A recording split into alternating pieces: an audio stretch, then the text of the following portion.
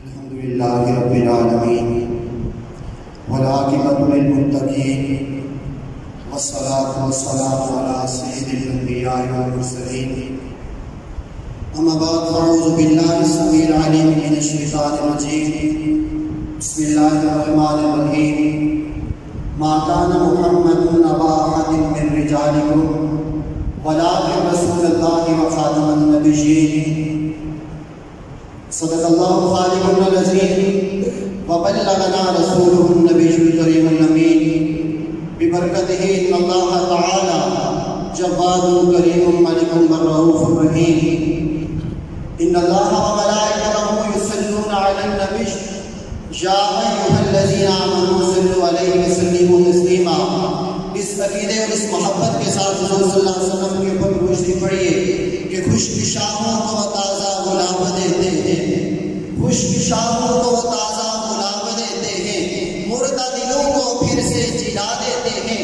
یہ جیم کے کسرے کے ساتھ ہے جلا دینا، زندہ کرنا.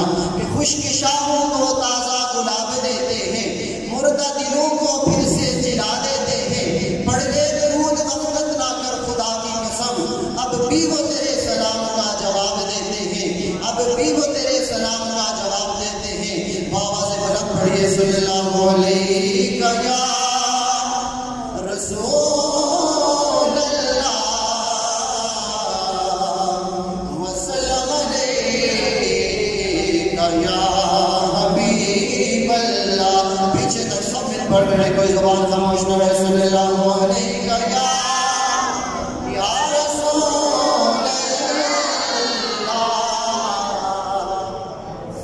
وسلم علیہ یا حبیب اللہ.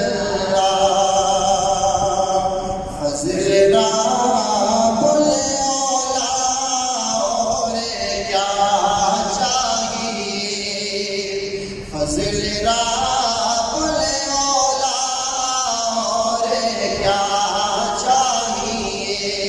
ارے مل گئے مصطفیٰ اور کیا چاہیے. فضل رب الاولا اور کیا چاہیے. مل گئے مصطفیٰ اور کیا چاہیے. ارے دامن مصطفیٰ جن کے ہاتھوں میں ہے، سبحان اللہ. ارے دامن مصطفیٰ جن کے ہاتھوں میں ہے، دامن مصطفیٰ جن کے ہاتھوں میں ہے. ارے ان کو روزے جزا اور کیا چاہیے، ان کو روزے جزا اور کیا چاہیے. بعد از حمد و ثنا قابل احترام اساتذہ کرام، سامعین ناظرین و حاضرین، میں نے جو آپ کے سامنے آیت کریمہ پڑھنے کا شرف حاصل کیا ہے، اللہ تعالیٰ قرآن شریف میں ارشاد فرماتا ہے کہ ما کان محمد ابا احد من رجالکم ولکن رسول اللہ وخاتم النبیین. محمد صلی اللہ علیہ وسلم تمہارے مردوں میں سے کسی کے باپ نہیں، ہاں مگر وہ اللہ کے رسول اور خاتم النبیین ہیں. یہاں پر رجالکم کے بعد جو لاکن داخل ہوا ہے، یہ لاکن استدراک کے لیے آتا ہے. یہ جو پیچھے جملے میں وہم پایا جاتا ہے، لاکن آ کے اس کو دور کر لیتا ہے. اساتذہ کرام تشریف فرما ہے کہ لاکن جب وہم جملے میں پایا جاتا ہے، پیچھے نفی ہوئی کہ محمد صلی اللہ علیہ وسلم تمہارے مردوں میں سے کسی کے باپ نہیں، نفی کی گئی. لاکن نے آ کر اس نفی کو دور کیا اور کہا کہ ہاں لیکن وہ اللہ کے رسول اور خاتم النبیین ہیں. کہہ دیجیے سبحان اللہ. اللہ تعالیٰ نے خاتم النبیین کا لفظ فرما کر یہاں واضح فرما دیا کہ محمد صلی اللہ علیہ وسلم پر نبوت ختم ہو چکی، آپ کے بعد کوئی نبی اور کوئی رسول نہیں آ سکتا. امام احمد رضا خان بریلوی رحمۃ اللہ تعالیٰ علیہ فرماتے ہیں کہ آپ صلی اللہ علیہ وسلم خاتم الانبیاء ہیں. نہ آپ کے زمانہ میں کوئی نبی ہو سکتا ہے، نہ آپ کے زمانے کے بعد کوئی نبی پیدا ہو سکتا ہے. آپ سب سے پچھلے نبی ہیں، آپ پر نبوت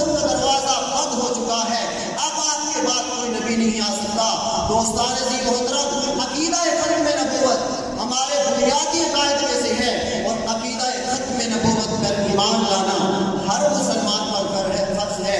حضرت انس بن مالک رضی اللہ تعالیٰ عنہ فرماتے ہیں کہ رسول اللہ صلی اللہ علیہ وسلم نے ارشاد فرمایا کہ میرے اوپر نبوت اور رسالت ختم ہو چکی، نبوت کا دروازہ بند ہو چکا۔ حضور نبی کریم رؤوف رحیم صلی اللہ علیہ وسلم نے خطبہ حجۃ الوداع کے موقع پر ارشاد فرمایا، ایھا الناس لا نبی بعدی ولا امہ بعدکم، اے لوگوں میں آخری نبی ہوں، میرے بعد کوئی نبی نہیں آئے گا، نبوت کا دروازہ بند ہو چکا، تم آخری ہو تو تمہاری امت کے بعد کوئی امت نہیں آئے گی۔ یعنی سبحان اللہ، عقیدہ ختم نبوت حضور نبی کریم رؤوف رحیم صلی اللہ علیہ وسلم خاتم الانبیاء ہے، آپ پر نبوت کا سلسلہ ختم ہو چکا۔ جو بھی نبوت کا دعویٰ کرے گا اس کے جتنے بھی پیروکار ہوں گے، اس کے ماننے والے ہوں گے، ان کو کافر قرار دیا گیا، وہ دائرہ اسلام سے خارج ہو گئے۔ عقیدہ ختم نبوت ایک بنیادی اسلام کی عقائد میں سے ہے، جو بھی اس کا دعویٰ کرے گا اس کے ماننے والوں کو امت مسلمہ کا ایسا نہیں تسلیم کیا جائے گا۔ اللہ کریم کی وحدانیت، حضور نبی کریم رؤوف رحیم صلی اللہ علیہ وسلم کی نبوت، اور قیامت کسی دلیل کی محتاج نہیں، قیامت کسی دلیل کی محتاج نہیں۔ عقیدہ ختم نبوت کے لیے کوئی دلیل ضروری نہیں، اس پر امت مسلمہ کا اجماع اور اتفاق ہے۔ تو امام احمد رضا خان بریلوی کیا خوب کہتے ہیں کہ فتح باب نبوت پہ بے حد درود، کہہ دیجیے سبحان اللہ کہ فتح باب نبوت پہ بے حد درود، ختم دور رسالت پہ لاکھوں سلام۔ امام ابو اعظم حنیفہ رحمۃ اللہ تعالیٰ علیہ وہ فرماتے ہیں ان کے دور میں ایک شخص نے نبوت کا دعویٰ کیا تو انہوں نے فرمایا کہ جو شخص اس سے دلائل طلب کرے، اس سے نبی ہونے کی کوئی دلیل مانگے یا کوئی معجزہ طلب کرے، وہ دائرہ اسلام سے خارج ہے، وہ کافر ہے۔ عقیدہ ختم نبوت پر کسی سے دلیل طلب کرنا، معجزہ طلب کرنا، امام اعظم ابو حنیفہ رحمۃ اللہ تعالیٰ علیہ کا فرمان ہے کہ وہ دائرہ اسلام سے خارج ہے، وہ کافر ہے۔ حضور نبی کریم رؤوف رحیم صلی اللہ علیہ وسلم کے وصف و کمالات کسی نبی اور رسول میں آپ کی اس کی نظیر نہیں ملتی۔ آپ پر آ کر کمال ختم ہو گیا، آپ کے وجود و مسعود سے نبوت ختم ہو گئی، نبوت کا دروازہ بند ہو چکا۔ خدا تعالیٰ حضور نبی کریم رؤوف رحیم صلی اللہ علیہ وسلم کے حق میں ارشاد فرماتا ہے، وَلَٰكِن رَّسُولَ اللَّهِ وَخَاتَمَ النَّبِيِّينَ۔ اللہ تعالیٰ فرماتا ہے حضور صلی اللہ علیہ وسلم آخری نبی ہے، آپ کے بعد کوئی نبی نہیں آئے گا۔ حضور صلی اللہ علیہ وسلم نے اس کی تفسیر خود فرمائی، تفسیر فرماتے ہوئے کہا لا نبی خاتم النبیین کی تفسیر فرمائی، میں خاتم النبیین کی تفسیر فرماتے ہوئے فرمایا کہ لا نبی بعدی، میرے بعد کوئی نبی نہیں آئے گا، نبوت کا دروازہ بند ہو چکا۔ مفسرین کرام نے اس آیت کا ترجمہ اس کی تفسیر کرتے ہوئے فرمایا کہ نبوت کا دروازہ بند ہو چکا، قیامت تک کوئی نبی اور رسول پیدا نہیں ہو سکتا۔ کہہ دیجیے نا سبحان اللہ، پھر کہنا کہ فضل رب الاولیاء، اور کیا چاہیے، ذرا جھوم کے کہنا کہ فضل رب الاولیاء، اور کیا چاہیے، ارے مل گئے مصطفیٰ، اور کیا چاہیے۔ ابن جزیر اپنی مستند ابن جریر میں فرماتے ہیں، اس خاتم النبیین کی تفسیر فرماتے ہوئے کہ حضور نبی کریم رؤوف رحیم صلی اللہ علیہ وسلم پر نبوت کا دروازہ بند ہو چکا، اب قیامت تک کوئی نبی پیدا نہیں ہو سکتا، اس پر مہر ضبط کر دی گئی ہے۔ حضور صلی اللہ علیہ وسلم نے اپنی مثال اور نبیوں کی مثال اس محل کی سی دی کہ جس محل کو تیار کیا گیا اس کی خوب اچھی تیاری کی گئی، کو ایک زبردست طریقے سے عمارت کو تیار کیا گیا، لیکن اس میں ایک اینٹ کی جگہ خالی رکھ دی گئی۔ وہ اینٹ کی جگہ خالی رکھ دی گئی، لوگ ادھر اس محل کو دیکھنے آتے، وہ خوب تعریف کرتے، لیکن ایک اینٹ کی جگہ خالی دیکھ کر وہ حیران رہ جاتے۔ وہ جب حیران رہ جاتے تو کہتے ہیں ایک اینٹ کی جگہ خالی کیوں ہے؟ تو حضور صلی اللہ علیہ وسلم نے فرمایا کہ میرے آنے سے وہ محل بند ہو گیا، وہ اینٹ لگ گئی، وہ تیار ہو گیا، میرے وجود سے وہ پورا محل تیار ہو گیا۔ اور حضور صلی اللہ علیہ وسلم نے فرمایا میں وہ پچھلی اینٹ اور میں خاتم الانبیاء ہوں، میں نبوت کو ختم کرنے والا ہوں۔ حضور خلقت میں اول ہے، حضور خلقت میں اول ہے، ظہور میں بات ہے، ظہور میں بات ہے۔ حضور صلی اللہ علیہ وسلم نے فرمایا میں اس وقت بھی نبی تھا جب آدم مٹی اور پانی میں تھے۔ دوستان عزیز محترم، حضور صلی اللہ علیہ وسلم نے فرمایا کہ اگر میرے بعد کوئی نبی ہوتا تو عمر ابن خطاب نبی ہوتے، اگر عمر ابن خطاب نبی نہیں بن سکتا تو آج کل کے یہ نبوت کا دعویٰ کرنے والے مرزا قادیانی اور جنہوں نے نبوت کا دعویٰ کیا وہ نبی کیسے بن سکتے ہیں؟ دوستان عزیز محترم، ان احادیث سے روز روشن کی طرح یہ بات آیا ہے کہ جس نے جس وقت میں نبوت کا دعویٰ کیا اس کا سر کلام کم کیا جاتا رہا، اسے واسطے جہنم کیا جاتا رہا۔ سب سے پہلے اسود انسی نے نبوت کا دعویٰ کیا، اسے فیروز دہلوی نے قتل کیا۔ حضور صلی اللہ علیہ وسلم نے اپنے وصال مبارک سے پہلے ایک رات قبل فرمایا کہ اسود انسی مارا گیا، اسے فیروز دہلوی نے قتل کیا۔ اس کے بعد سیدنا صدیق اکبر رضی اللہ تعالیٰ عنہ کے دور میں مسلمان نظام یمن میں ختم نبوت کا دعویٰ کیا، اس کا صحابہ نے تعاقب کیا، پھر اس کو صحابہ اکرام رضی اللہ تعالیٰ نے واسطے جہنم کیا۔ اس کے بعد مختار سقفی نے نبوت کا دعویٰ کیا، تو زبیر بن عاصم رضی اللہ تعالیٰ نے اسے واسطے جہنم کیا۔ اسی طرح جس چیز سے جس دور میں نبوت کا دعویٰ کیا وہ واسطے جہنم کیا جاتا رہا۔ اس کے بعد ایک نیا فتنہ اٹھا، مرزائیت کا ایک نیا فتنہ ظاہر ہوا، اس نے نبوت کا دعویٰ کیا۔ جب اس نے نبوت کا دعویٰ کیا تو حضور نبی کریم رؤوف رحیم صلی اللہ علیہ وسلم پیر مہر علی شاہ صاحب کے خواب میں تشریف لاتے ہیں۔ پیر مہر علی شاہ صاحب فرماتے ہیں کہ حضور صلی اللہ علیہ وسلم نے مجھے فرمایا کہ تو اب تک خاموش بیٹھا ہے، وہاں پہ قادیان میں مرزا غلام قادیانی میری شریعت کو کیسے سے قتل رہا ہے۔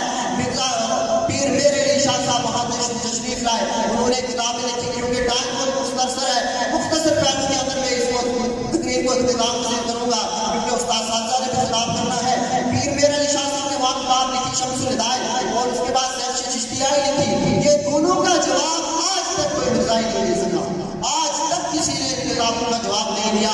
خیر وہ جب انہوں نے کتاب چھپائی، برے صغیر ہندوستان میں پورے میں کتاب ہو گئی، قادیان میں اس کو پھیلایا گیا، کسی نے جواب نہیں دیا۔ تو پھر مرزا نے پیر مہر علی شاہ صاحب کو چیلنج دیا کہ آپ تفسیر اویسی لکھیں، ہم ساتھ ساتھ کہنے کا ٹائم طے کرتے ہیں اور سازش مقرر کرتے ہیں۔ پیر مہر علی شاہ صاحب نے اس کا چیلنج قبول کیا۔ چیلنج قبول کرنے کے بعد 25 اگست 1900 کو بادشاہ مسجد میں مناظرہ طے ہوا۔ پیر صاحب ایک دن پہلے اپنے جمع کثیر کے ساتھ جاتے ہیں، بادشاہ مسجد کی طرف رکتے ہیں، وہاں بڑے بڑے اشتہار مرزائیوں کے لگے ہوئے تھے۔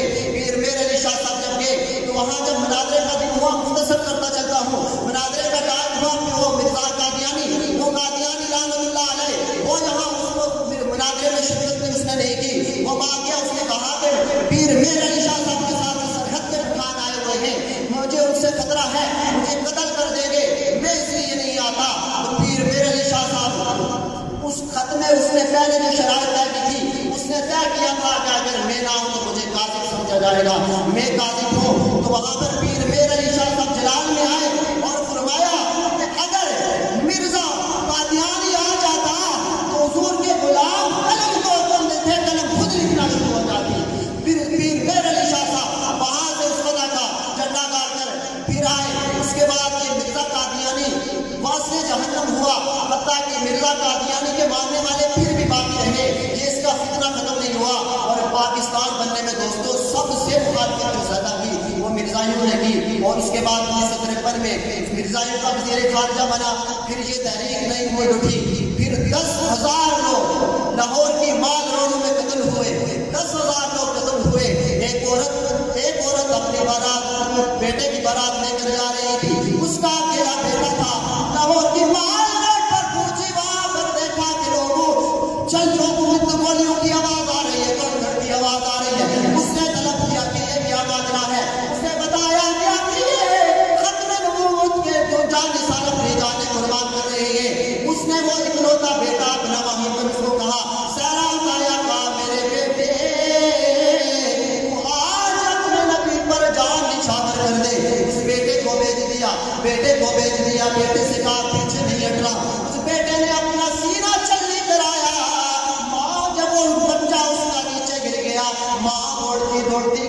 ماں نے بچے سے پوچھا، بچے نے کہا ماں